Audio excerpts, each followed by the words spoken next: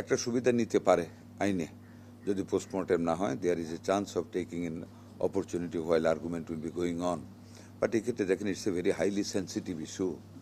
জাজ থেকে শুরু করে সবাই জানে, যদিও আবেগতাড়িত হয়ে জাজ সাহেবরা রায় দেবেন না, but it is the reality যে 6টা বেবি সম্পূর্ণ অবহেলার কারণে মারা গিয়েছে।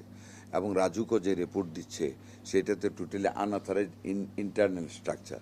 সব কিছু বিবেচনায় আমার মনে হয় না এই মামলায় তারা কোনো বেনিফিট পাবে বা এই অপরাধে তারা কোনো ছাড় পাবে, আমার মনে হয় না। আমি আবারও আপনাদেরকে রিপিট করি জানার জন্য যে আমরা আমাদের স্বাধীনতার ঘোষক শহীদ রাষ্ট্রপতি জিয়াউর রহমান সারা বাংলাদেশে জনস্বাস্থ্যের জনসেবা, জনস্বাস্থ্যকে নিশ্চিত করার লক্ষ্যে, সহজলভ্য করার লক্ষ্যে সারা বাংলাদেশের প্রত্যেকটি থানায় 31 শয্যা বিশিষ্ট হাসপাতাল করেছিলেন। আমাদের মাননীয় প্রধানমন্ত্রী বেগম খালেদা জিয়া 1991 থেকে 2 টার্ম ক্ষমতায় থাকাকালীন সময়ে সমগ্র উপজেলায় 31 শয্যা বিশিষ্ট হাসপাতালকে 50 শয্যা বিশিষ্ট হাসপাতালে উন্নীত করেন। মাননীয় প্রধানমন্ত্রী বর্তমান ওনাদেরই সন্তান জনাব তারেক রহমান সেই 50 শয্যা বিশিষ্ট হাসপাতালকে ইনশাল্লাহ আমরা 101 শয্যা বিশিষ্ট হাসপাতালে এই অর্থবছরে রূপান্তরিত করার লক্ষ্যে আজকে থেকে কার্যক্রম শুরু করেছি।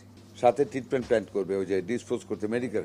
আর আরেকটা জিনিস, আমরা প্রত্যেকটা জেলা হাসপাতালে, আমি বলতে ভুলে গেছিলাম, প্রত্যেকটা জেলা হাসপাতালের সাথে ট্রিটমেন্ট প্ল্যান করার জন্য পূর্তকে নির্দেশ প্রদান করা হয়েছে, টেকনিশিয়ানদের নিয়ে, ডাক্তারদের নিয়ে নতুন একটা ডিজাইন করার জন্য। ডিসপোজাল অফ মেডিকেল ওয়েস্টেজেস, এই 2 পার্ট বিশাল সমস্যা। এবং মানুষ এটা থেকে যে ধরেন বজ্র, সিরিঞ্জ বাদে অন্যান্য যে বজ্র আছে রুগীদের, পুরুষ হোক মহিলা হোক, বিভিন্ন ধরনের বজ্র, এইগুলি যত্রতত্র বলে এগুলি থেকে ব্যাকটেরিয়ার সৃষ্টি হয়ে আমাদের ক্যান্সার জাতীয় রোগ হচ্ছে।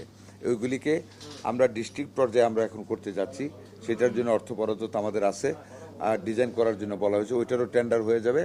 উপজেলাগুলিতে সেই বজ্রগুলি আনার ব্যবস্থা আমরা করব গাড়ি দিয়ে, ওই সেন্ট্রাল ডিপোতে, যতদিন না পর্যন্ত উপজেলায় আমরা না করতে পারি। আর আমাদের প্রত্যেকটা ডিস্ট্রিক্ট হসপিটালে এখন একই সাথে সকল ডিস্ট্রিক্ট হসপিটালগুলিতে এই ট্রিটমেন্ট প্ল্যান তৈরির জন্য টেন্ডার করতে বলা হয়েছে।